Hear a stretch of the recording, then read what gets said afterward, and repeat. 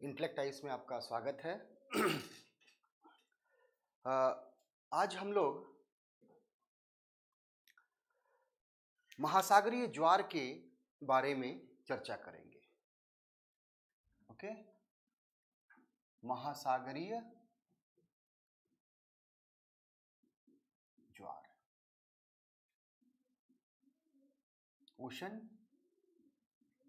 Tides. Okay, this is our topic, ocean tides. देखिए, महासागर में कई प्रकार, महासागरीय जल की जो महासागर का जो जल है वो स्टैग्नेंट नहीं रहता, उसमें क्षैतिज गति भी होती है और हॉरिजॉन्टल गति भी होती है। ठीक है, so oceanic water is not stagnant. ठीक है, and there are two type of movement takes place. First is horizontal movement, and in horizontal movement we have discussed in the previous classes.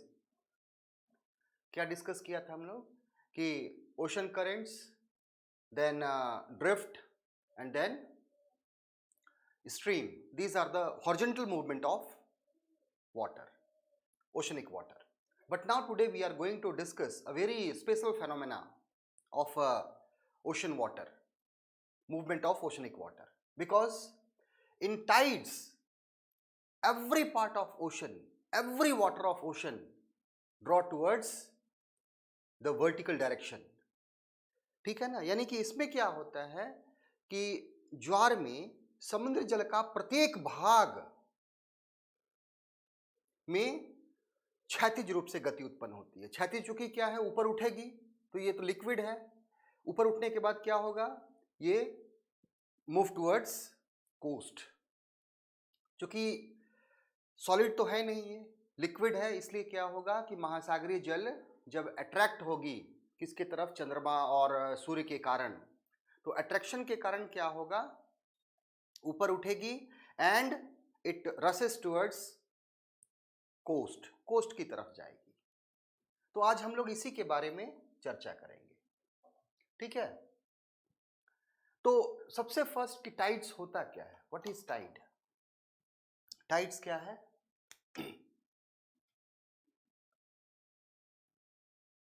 Alternate rise and fall of oceanic water.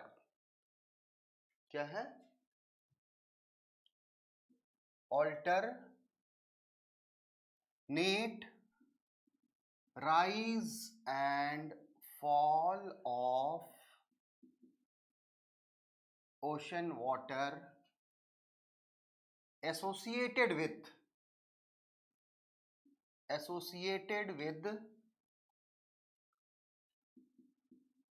किससे है? the pull of, traction the pull of, यानी कि with associated with the gravitational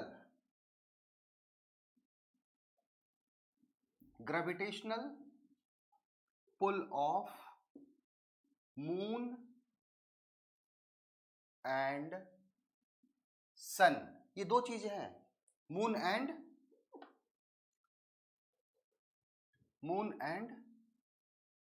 sun, and moon and the sun, and the impact of rotation,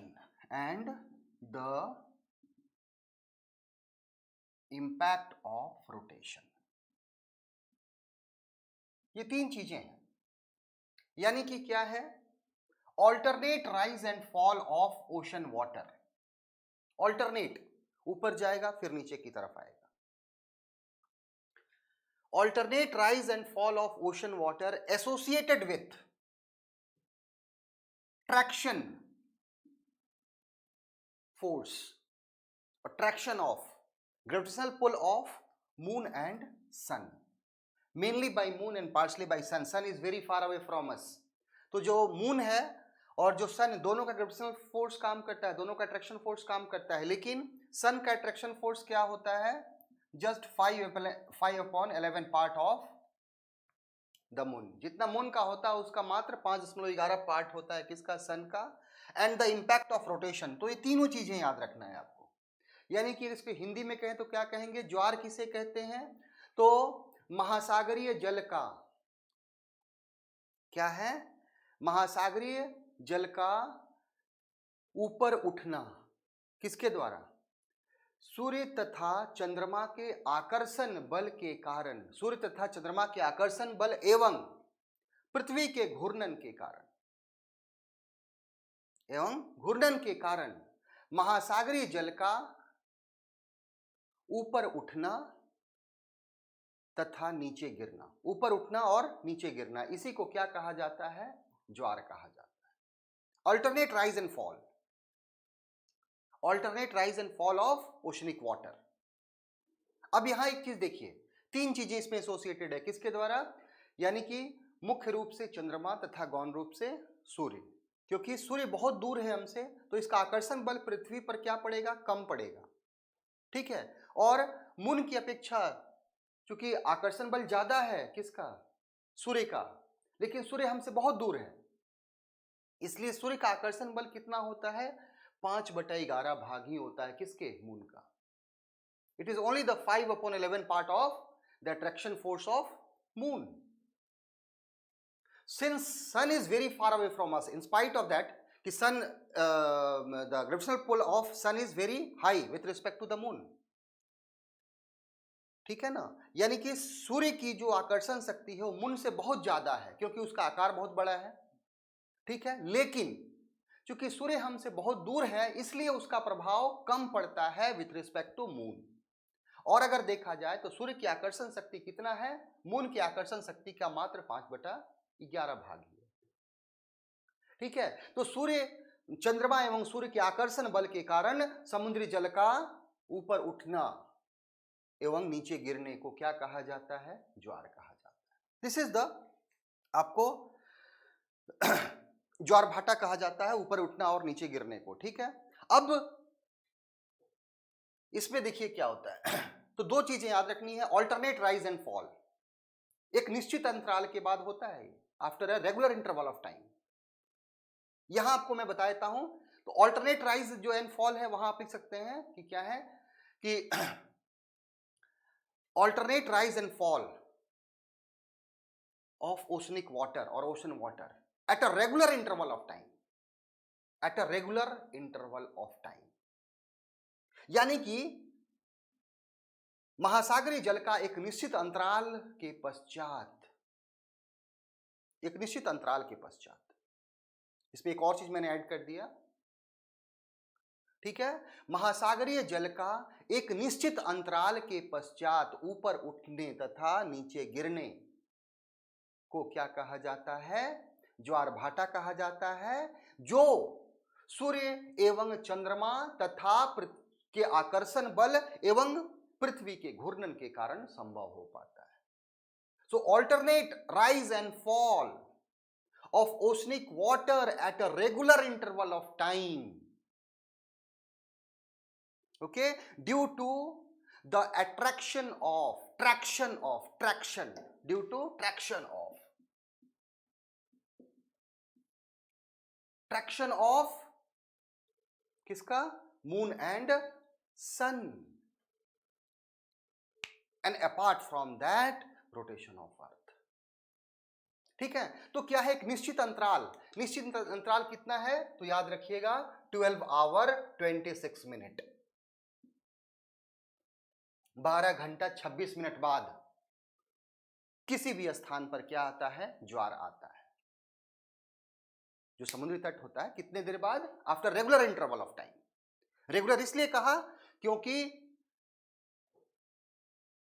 पृथ्वी अपने अक्ष पर घूमती है पश्चिम से पूर्व, moon is also rotating on its axis from west to east, apart from that moon is rotating, revolution of moon is taking place around earth, and earth is also revolving around sun, तो सभी घूम रहे हैं, और इसमें क्या है, कोई लेट नहीं करता, ठीक है, किसी प्रकार का कोई इसमें डिले नहीं होता, इसीलिए क्या है, after a regular interval of time. तो इसमें दो चीजें हैं, alternate rise and fall of oceanic water at a regular interval of time associated with, किससे एसोसिएटेड है? The attraction pull of force of moon and sun and the impact of rotation. हम दूसरे शब्दों में हिंदी में कैसे कहेंगे इसे? यानी कि एक निश्चित अंतराल के पश्चात समुद्र जल का ऊपर उठना तथा नीचे गिरने को क्या कहते हैं? ज्वार भाटा कहते हैं। ठीक है, जो मुख्य रूप से चंद्रमा एवं सूर्य के आकर्षण बल तथा पृथ्वी के घूर्णन का परिणाम है। ओके, अब देखिए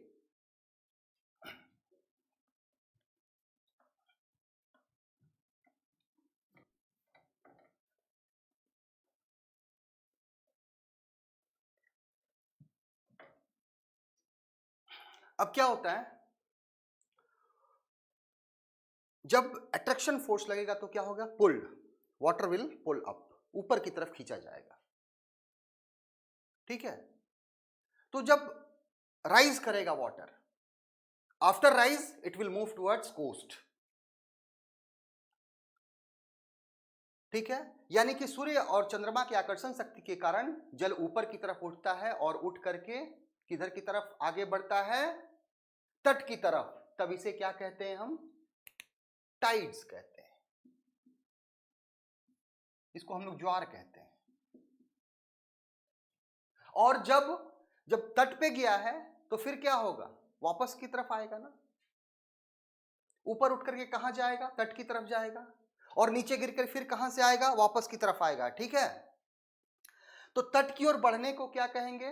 the advancement of oceanic water after क्या है? Rise due to the attraction of moon and sun is called tide. ठीक है ना, यानी कि सूर्य और चंद्रमा के आकर्षण शक्ति के कारण जल का ऊपर उठकर तट की ओर बढ़ने को ज्वार, और नीचे गिरकर तट से पुनः समुद्र की ओर आने को क्या कहते हैं? ईब्स कहते हैं, भाटा कहते हैं। ठीक है, उठ करके क्या है? Rising of oceanic water, and this water after the attraction of moon and sun क्या होगा? ऊपर की तरफ जाएगा, and after that it will rushes towards the coast, coast की तरफ आगे बढ़ेगा। उठने के पश्चात, सागर का जल उठने के पश्चात कहां जाएगा? तट की ओर जाएगा, जिसे हम लोग क्या कहते हैं? टाइड्स।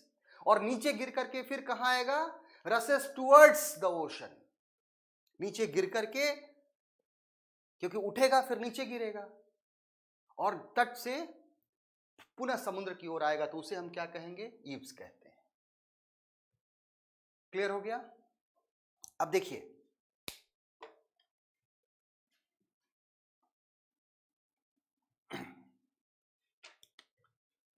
ये कोस्टल एरिया है, और this is the mean sea level. ठीक है ना, ये समुद्र तल है।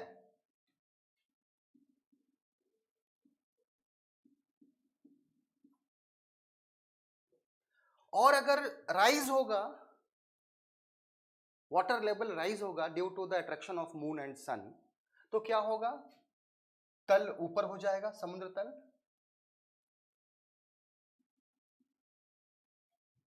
इसको हम लोग क्या कहते हैं? उच्च ज्वार तल कहते हैं, हाई टाइड। ठीक है, इसको हम लोग क्या कहेंगे? हाई टाइड लेवल कहेंगे, इसको उच्च ज्वार तल कहेंगे। ठीक है, और जब क्या होगा? नीचे की तरफ आएगा, क्योंकि जल उठेगा तो फिर नीचे की तरफ आएगा, और नीचे की तरफ आने के बाद क्या होगा? लौटेगा वापस की तरफ, तो क्या होगा? जल तल नीचा हो जाएगा। इसे हम लोग क्या कहते हैं? Low tide level. इसको हाई टाइड लेवल कहेंगे। और इसी के बीच क्या होता है? मीन ओशन लेवल, समुद्र का जो औसत तल होता है। High after rising, after the rise of ocean water due to the attraction of moon and sun, the water will rushes, तो rise करेगा तो क्या होगा, वाटर लेवल इंक्रीज करेगा। ये मीन सी लेवल है, सामान्य तल है समुद्र का, और ये राइज कर गया तो इसको क्या कहेंगे, हाई टाइड लेवल कहेंगे। और फिर उसके बाद क्या होगा, इट विल फॉल डाउन, नीचे की तरफ आएगा और रसेस टुवर्ड्स द ओपन सी, समुद्र की तरफ आएगा, तो उसे हम लोग क्या कहेंगे, लो टाइड्स कहेंगे, लो टाइड लेवल। ओके, और this is called mean sea level, this is called mean sea level, यानी कि यही सामान्य तल है समुद्र का, ठीक है ना। इसी को हम लोग औसत सागर समुद्र तल कहते हैं, औसत सागर तल कहते हैं, ठीक है, एवरेज सी लेवल कहते हैं, इसको हम लोग क्या कहते हैं, औसत समुद्र तल। तो औसत समुद्र तल लो टाइड लेवल, यानी कि निम्न ज्वार तल और उच्च ज्वार तल के बीच का ही क्या है, भाग होता है, ठीक है। अब देखिए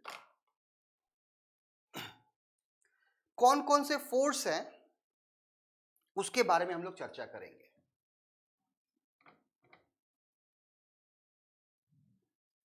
ध्यान से देखिएगा इसको,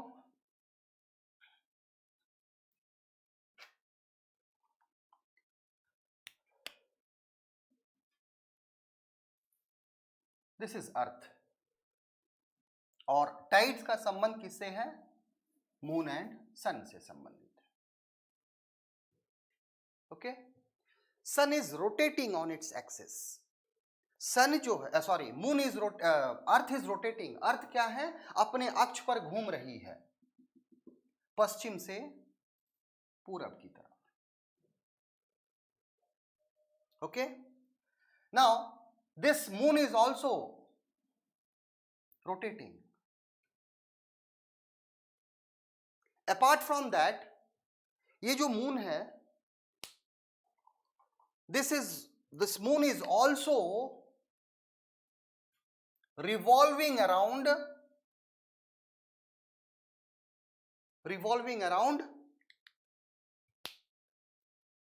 earth, and earth is revolving around sun। अब देखिए अर्थ जो है 24 आवर्स में एक रोटेशन कर लेता है, और 365 डेज में एक रोटेशन पूरा क्या कर देता है, रिवोल्यूशन करता है, किसका, सन का। लेकिन मून जो है 27 डेज और थोड़ा सा अधिक समय लेता है, वो पूरे किसको घूम लेता है, पूरे अर्थ का एक रोटेशन रिवोल्यूशन ले लेता है। The moon takes 27 days to complete one revolution around earth, ठीक है। अब देखिए अर्थ is rotating on its axis, तो कोई भी वस्तु अगर रोटेट करेगा तो उस पर एक फोर्स जनरेट होगी बाहर की तरफ, जिसको कहते हैं सेंट्रीफ्यूगल फोर्स, अपकेंद्रीय बल, जिसको हम लोग हिंदी में क्या कहते हैं, सेंट्रीफ्यूगल फोर्स, अपकेंद्रीय बल कहते हैं, जिसको केंद्र प्रसारित बल भी कहते हैं, centrifugal force. Since earth is rotating on its axis, तो क्या होगा, सेंट्रीफ्यूगल फोर्स विल जनरेट, ठीक है। और उस सेंट्रीफ्यूगल फोर्स कहां है, एवरीवेयर, सभी जगह, सेंट्रीफ्यूगल फोर्स जो है सभी जगह काम कर रहा है, everywhere.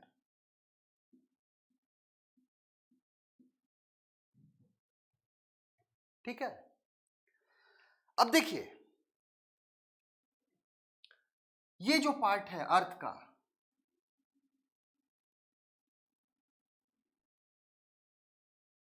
Very near to the surface of sun, moon क्या है, मून से बहुत नजदीक है, और ये जो पार्ट है मून से बहुत दूर है। अब यहां क्या होगा, किसका अट्रैक्शन फोर्स लगेगा? मून का। तो जब मून का अट्रैक्शन फोर्स लगेगा, यहां ज्यादा होगा, यहां क्या होगा? नेग्लिजिबल होगा, बहुत ही कम होगा, नहीं के बराबर होगा। लेकिन यहां भी बाहर की तरफ फोर्स लग रहा है, because sun earth is rotating on its axis, and because of that कोई भी अगर ऑब्जेक्ट है अगर रोटेट कर रहा है तो उसके बाहर की तरफ क्या होगा? A force will the force will act on that body. On rotating body a force is, two forces is acting on rotating body. एक तो कहां होगा? सेंटर की तरफ, सेंट्रिपिटल फोर्स, और दूसरा कौन सा होगा? सेंट्रीफ्यूगल फोर्स, केंद्र प्रसारित बल। इसको क्या कहते हैं हम लोग? केंद्र प्रसारित बल।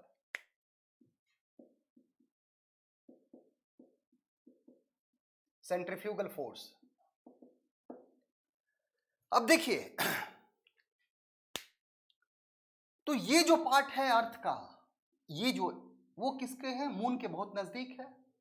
तो क्या होगा? यहां का वाटर उठ जाएगा, खिंचा जाएगा। But on the other hand यहां भी क्या होगा? Some part of water will left, क्योंकि ये भी बाहर की तरफ काम कर रहा है। तो यहां भी क्या होगा? Tidal bulge.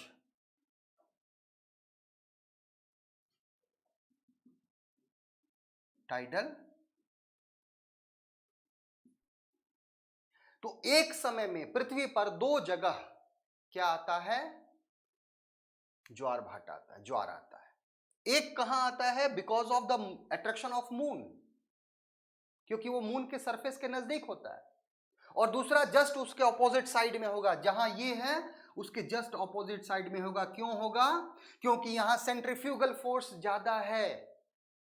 सेंट्रीफ्यूगल फोर्स यानी कि वह बल जो कब उत्पन्न होता है? घूर्णन के कारण उत्पन्न होता है। किसी भी वस्तु में अगर घूर्णन होगी तो एक बाहर की बल काम करेगा। चूंकि क्या है? लिक्विड है, इसलिए संपूर्ण, अगर ये सॉलिड रहता तो क्या होता? पूरा खींचा जाता बाहर की तरफ। तो ये जो लिक्विड है ये पूरा नहीं खींचा पाता है। मून के लिक्विड के कारण क्या है? ये मून से नहीं खींचा पाता है। ठीक है। कुछ पार्ट जो होता है जल का, वो एक बल्ज के रूप में, उभार के रूप में उसके जस्ट पीछे आ जाता है। ठीक है। तो दो चीजें याद रखना है, पृथ्वी पर एक समय में दो जगह ज्वार आएगा। एक कहां आएगा? जो वह पृथ्वी का वह भाग जो किसके सामने है? मून के जस्ट सामने। और दूसरा उसके जस्ट पीछे। क्यों? क्योंकि वहां सेंट्रीफ्यूगल फोर्स, केंद्र प्रसारित बल ज्यादा होगा, तो वहां का भी वाटर क्या होगा? थोड़ा सा पीछे की तरफ खींचा जाएगा। ठीक है। यहां मून के अट्रैक्शन नहीं पहुंचेगा, लेकिन यहां मून के अट्रैक्शन के कारण क्या है? जल खींचा गया। लेकिन यहां सेंट्रीफ्यूगल फोर्स के कारण, क्यों? सेंट्रीफ्यूगल फोर्स क्या है? बाहर की तरफ काम करता है। पृथ्वी के घूर्णन, कोई भी वस्तु जब घूर्णन करेगी तो एक बाहर की तरफ बल काम करेगा, उसे क्या कहेंगे हम लोग? सेंट्रीफ्यूगल फोर्स कहेंगे। तो पृथ्वी पर एक ही समय में दो बार, दो जगहों पर क्या आता है? ज्वार आता है। एक क्यों आता है?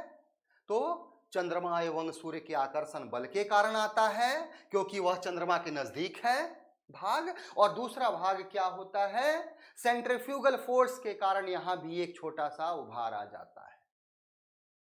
ठीक है।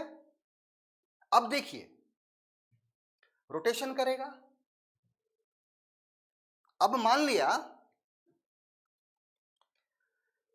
ये स्थान क्या है? ए है और ये बी है। ठीक है। अब आप सोचिए कि यहां 12 बजे दिन में आया है,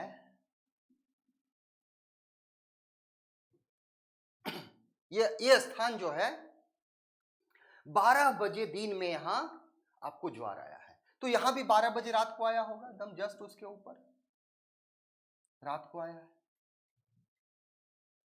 ठीक है। अब देखिए, अब पृथ्वी तो रोटेट कर रही है पश्चिम से पूरब की तरफ, और 24 घंटे में एक रोटेशन कर लेती है, ये तो मालूम है आप लोगों को। अब ये मैं यहां एक और डायग्राम बना रहा हूं, ध्यान से देखिएगा। अब ये रोटेट करना शुरू कर दी,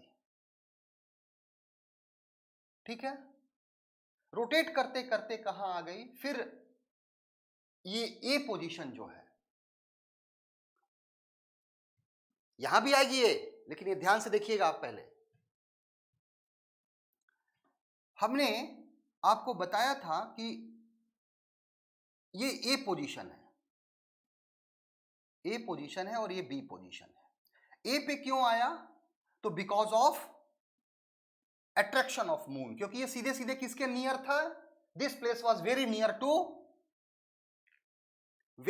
टू मून, ठीक है। ये ए पोजीशन, ये बी पोजीशन, ठीक है। Earth is also rotating on its axis, earth क्या है, अपने अक्ष पर घूम रही है। दूसरा, मून क्या कर रहा है, मून भी पृथ्वी के चारों तरफ चक्कर काट रहा है, ये भी आपको मालूम है। अब देखिए ए पोजीशन, ये जो पोजीशन है, अब घूमते घूमते घूमते घूमते घूमते ये जैसे यहां तक पहुंचता है, तब तक मून कहां पहुंच गया, यहां पहुंच गया, क्योंकि 27 दिनों में एक चक्कर लगा लेता है। तो अब ये घूम रहा है, यहां से यहां आया, यहां आया, यहां आया, फिर यहां आया, फिर यहां आया, फिर यहां आया, फिर यहां आया, फिर यहां, और फिर यहां आया।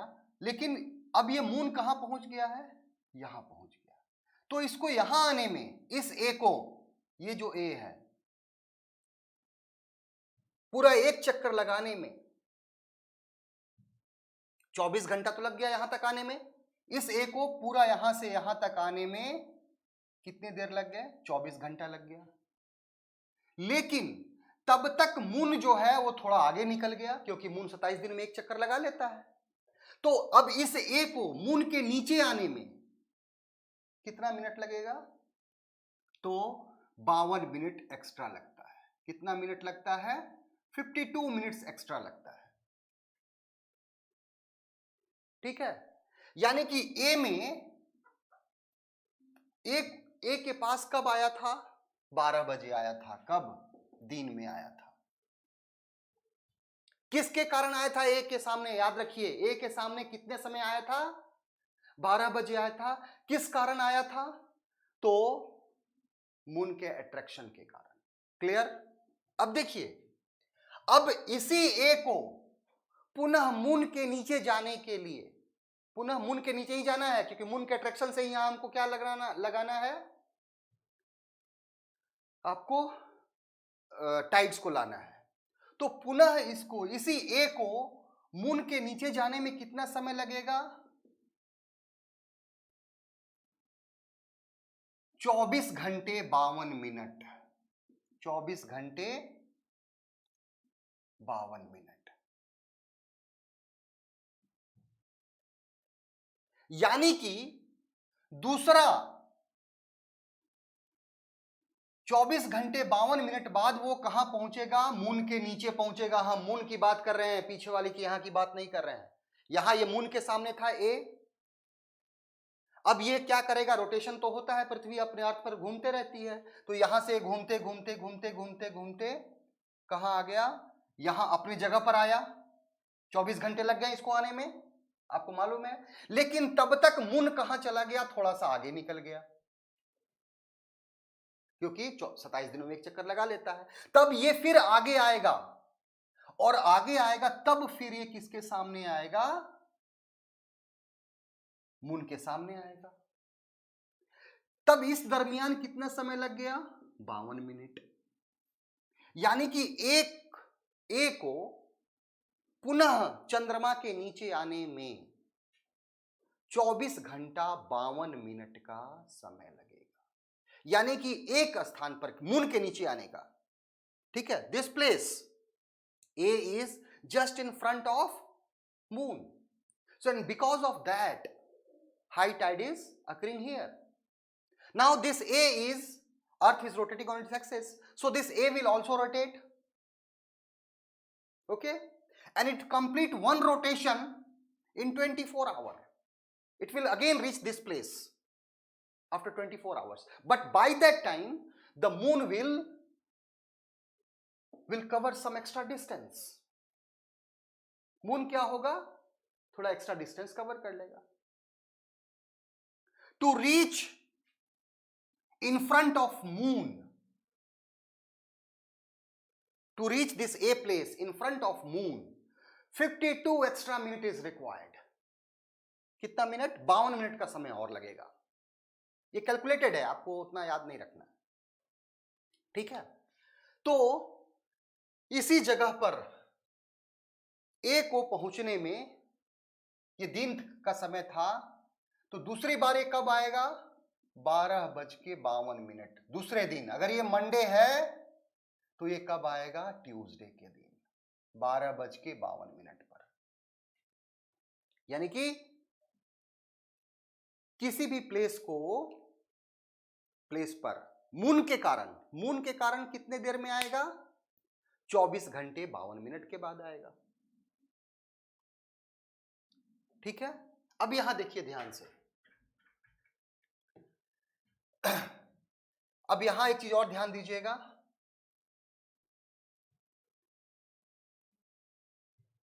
अब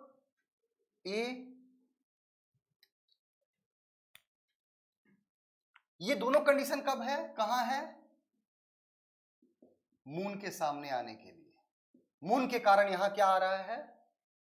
आपको ज्वार आ रहा है. अब देखिए, तो टोटल कितना लगा? 12 घंटे.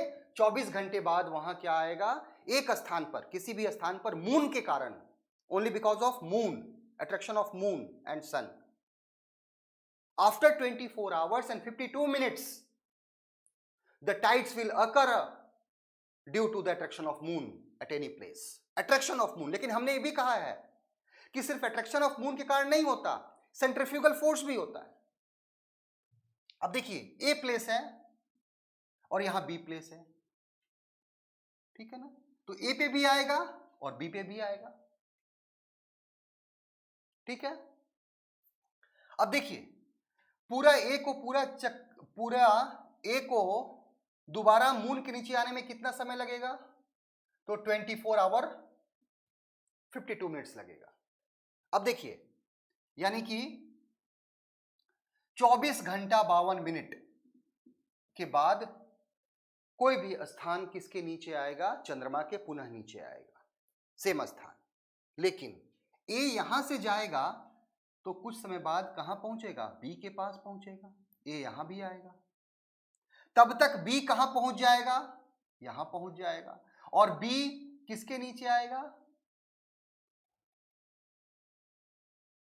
मून के नीचे आएगा, क्योंकि यहां बी कब था? यहां सेंट्रीफ्यूगल फोर्स के कारण था. लेकिन बी यहां से यहां भी जाएगा तो मून के नीचे आएगा, और ए तब तक थोड़ा और नीचे आ जाएगा.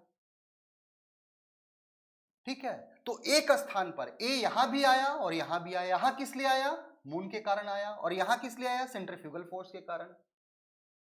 तो एक ही स्थान पर, एक स्थान है, ए कोई स्थान है, तो वहां एक बार कैसे आएगा? मून के कारण आएगा. दूसरा बार कैसे आएगा? सेंट्रीफ्यूगल फोर्स के कारण आएगा, केंद्र प्रसारित बल के कारण आएगा. ठीक है, तो अब एक स्थान पर कितने देर बाद आएगा? एक स्थान पर 2 बार आएगा ना, दिन में 2 बार आएगा. एक मून के सामने आने से और दूसरा सेंट्रीफ्यूगल फोर्स जस्ट उसके पीछे आने में. क्लियर? अब देख लीजिए, अब इसको पुनः मून के नीचे आने के लिए चाहिए कितना घंटा? पुनः ये मून के नीचे आएगा, 24 घंटा चाहिए इसे. 24 घंटा 52 मिनट. तो यहां आने में कितना लगेगा? 12 घंटा 26 मिनट.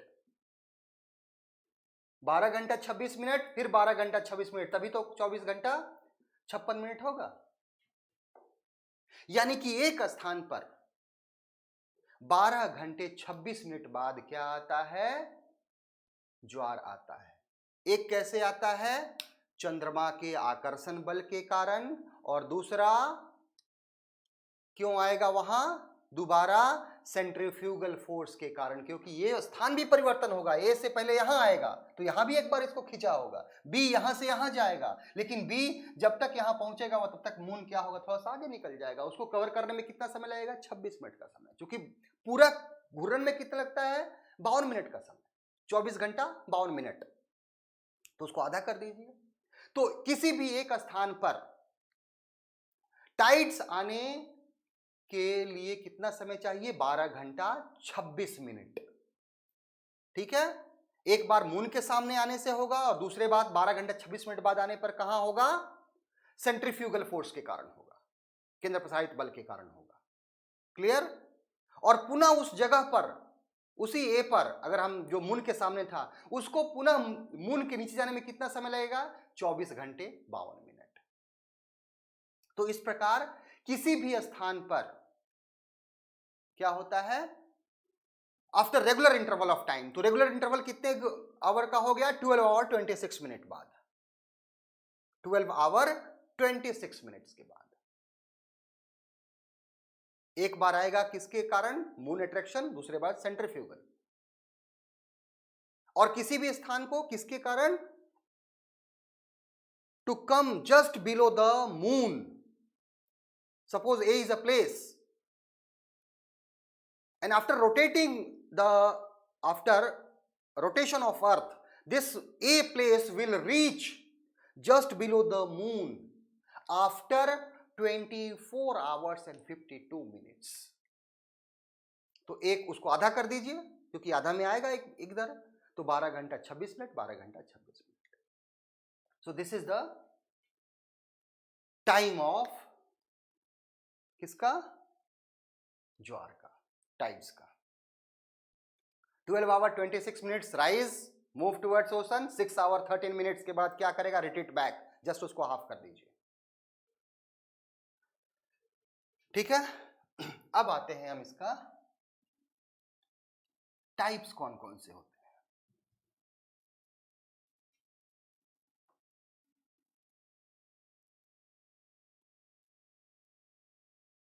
देखिए, हमने बताया था कि किसी स्थान पर 2 ही बार आता है दिन में, 12 घंटा 26 मिनट के बाद।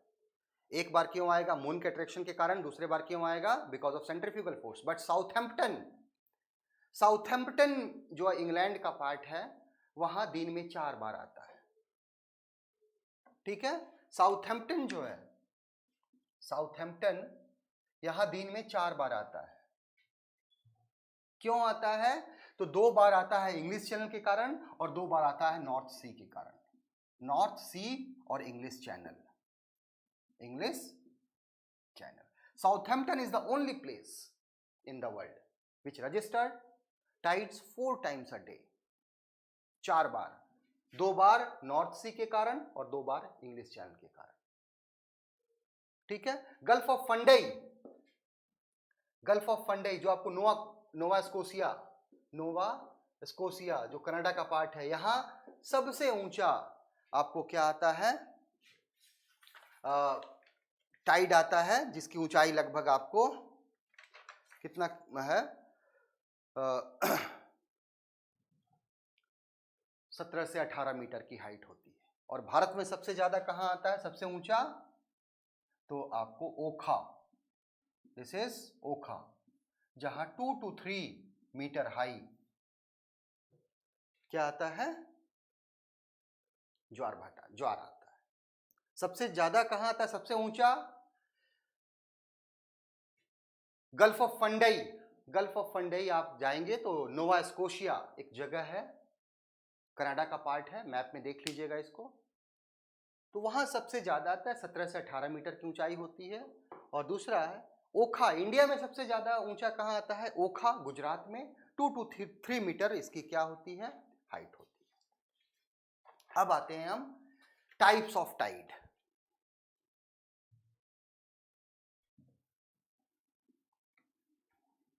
टाइप्स,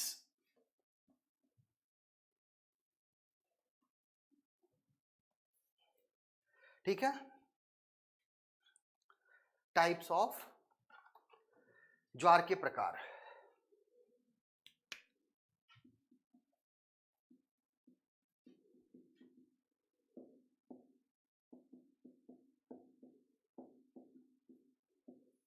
सबसे पहला हम लोग क्या करेंगे, स्प्रिंग टाइड।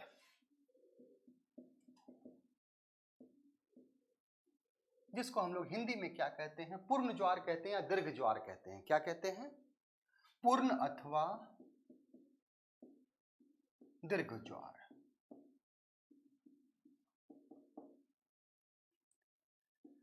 देखिए,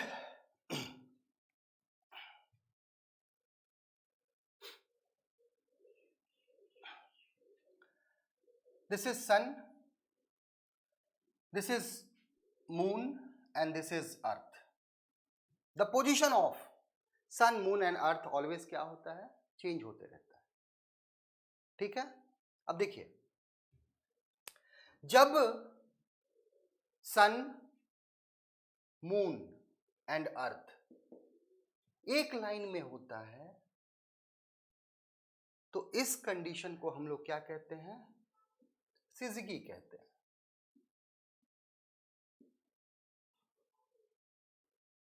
सिजगी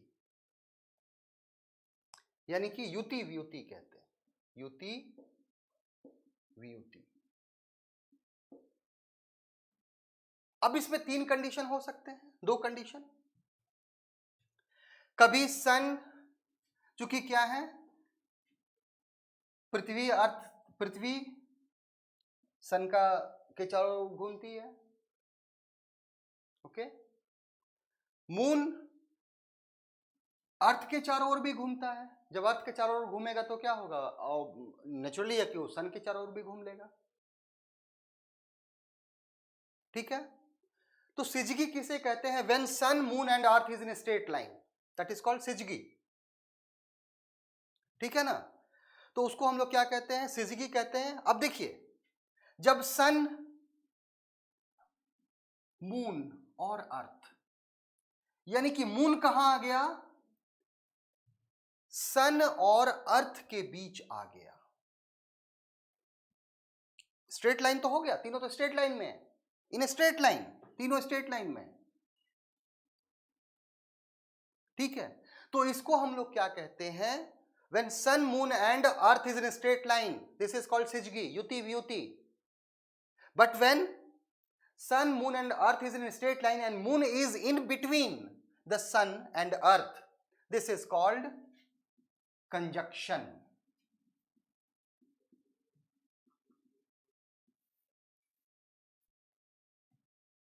यानी कि इस कंडीशन को क्या कहते हैं, युति कहते हैं। और युति कब होगा, हमेशा जो होगा पूर्णिमा के दिन होगा। किसका समय होगा, पूर्णिमा के दिन होगा, सॉरी अमावस्या के दिन। अब देखिए दूसरा, सन और मून के बीच अर्थ आ जाए,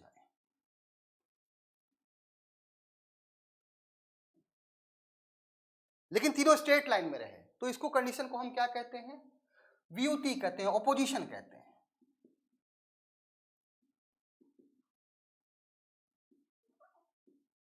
और इन दोनों कंडीशन में क्या होगा, जो टाइड आएगा उसे हम लोग स्प्रिंग टाइड कहते हैं, दीर्घ ज्वार कहते हैं। क्या कहेंगे उसको हम लोग, ठीक है।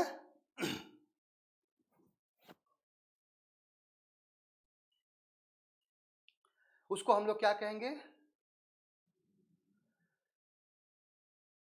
उच्च ज्वार कहेंगे। अब देखिए ये कब आएगा, सूर्य ग्रहण के समय आएगा। ठीक है ना, स्प्रिंग टाइड कब आएगा, सूर्य ग्रहण के समय आ जाएगा, क्योंकि सूर्य को ग्रहण लग जाएगा इस दिन। ठीक है, और ऑपोजिशन व्युति। ठीक है, तो ये तीनों युति और व्युति यानी कि सिजगी, जब सूर्य और अर्थ के बीच कौन आ जाए, मून आ जाए, तो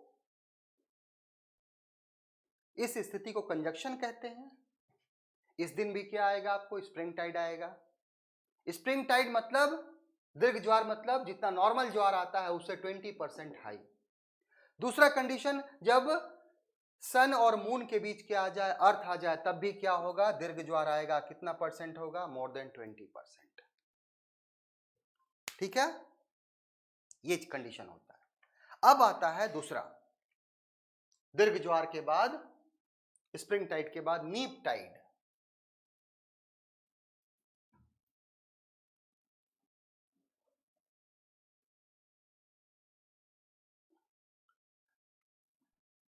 नीप यानी कि लघु ज्वार। नीप टाइड, लघु ज्वार। देखिए, जब क्या हो, सन, अर्थ और मून किस स्थिति में आ गया? ट्रायंगुलर से 90 डिग्री पे क्या है? समकोण दिशा में आ गया ये 90 डिग्री एंगल पे। तब क्या होगा? दोनों का अट्रैक्शन फोर्स एक दूसरे को क्या करेगा? काउंटर करेगा। तो उस समय जो ज्वार आएगा उसको हम लोग क्या कहेंगे? नीप टाइड कहेंगे। और नीप टाइड जो होता है वो सामान्य ज्वार से 20% क्या होगा? कम होगा। ठीक है, अगर किसी कहीं ज्वार 5 मीटर है तो उससे कम 20% कम हो जाएगा उससे, उसी को हम लोग क्या कहते हैं। लेकिन कंडीशन क्या है? When sun, moon and earth is in किस फॉर्म में है? 90 डिग्री, समकोणीय स्थिति में। अब ये कब होता है? स्प्रिंग टाइड के 7 डेज और 8 डेज बाद, आफ्टर द क्या है? 7 डेज आफ्टर स्प्रिंग टाइड, यानी कि दीर्घ ज्वार के 7वें दिन या 8वें दिन के पश्चात किस प्रकार की स्थिति उत्पन्न होगी? नीप टाइड की स्थिति उत्पन्न होगी। ठीक है, ये हो गया। उसके बाद है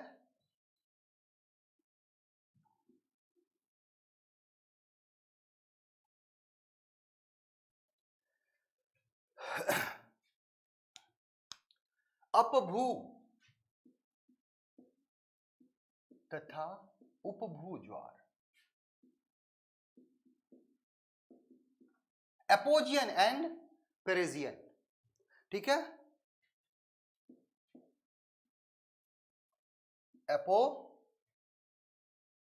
एपोजियन एंड पेरेजियन टाइड। अब इसमें क्या होता है? दिस इज अर्थ, ठीक है, और ये अर्थ है, और मून इज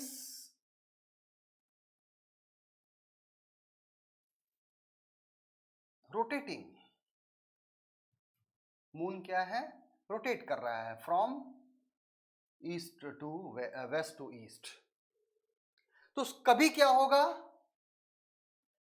वेरी नियर, और सम टाइम क्या होगा? Very far. दो कंडीशन होंगे ना। तो जब क्या है, पेरेजियन के कंडीशन में, जब टोटल डिस्टेंस कितना होता है? 356, 3,56,000 किलोमीटर होता है। तो उस कंडीशन में क्या होता है? हमेशा आपको उच्च ज्वार आएगा, जिसे हम लोग क्या कहेंगे? उपभू ज्वार कहेंगे। पेरिजियन की कंडीशन में 20% हाई। और किस कंडीशन में? जब सूर्य, पृथ्वी और मून के बीच दूरी मैक्सिमम होता है। ठीक है, कितना होता है? 407। तो इस कंडीशन को हम लोग क्या कहते हैं?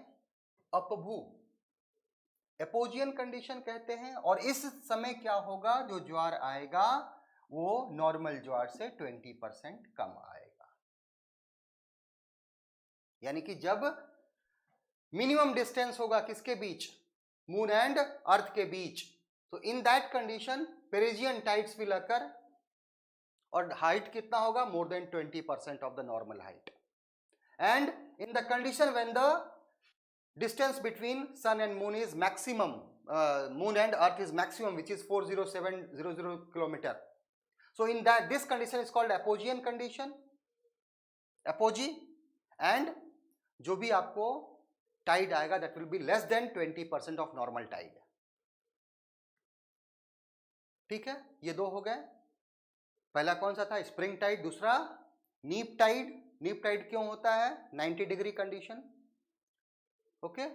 और उसके बाद तीसरा कौन सा है, अपभू। अपभू कंडीशन कब होता है, when the maximum distance between moon and अर्थ, जब पृथ्वी और चंद्रमा के बीच अधिकतम दूरी होती है उस समय होता है। और उपभू ज्वार कब होता है, जब पृथ्वी और चंद्रमा के बीच सबसे न्यूनतम दूरी होती है। इसके अलावा कौन सा होता है, दैनिक ज्वार,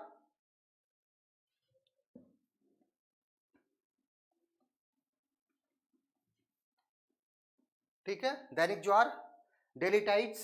तो डेली कितने बजे आएगा, 12 और 26 मिनट्स बाद आता है एक स्थान पर। क्यों आएगा, एक बार किसके कारण आएगा, मून के अट्रैक्शन के कारण, दूसरे बार क्यों आएगा, सेंट्रीफ्यूगल फोर्स के कारण। तो उसे हम लोग क्या कहेंगे, डेली टाइड्स कहेंगे,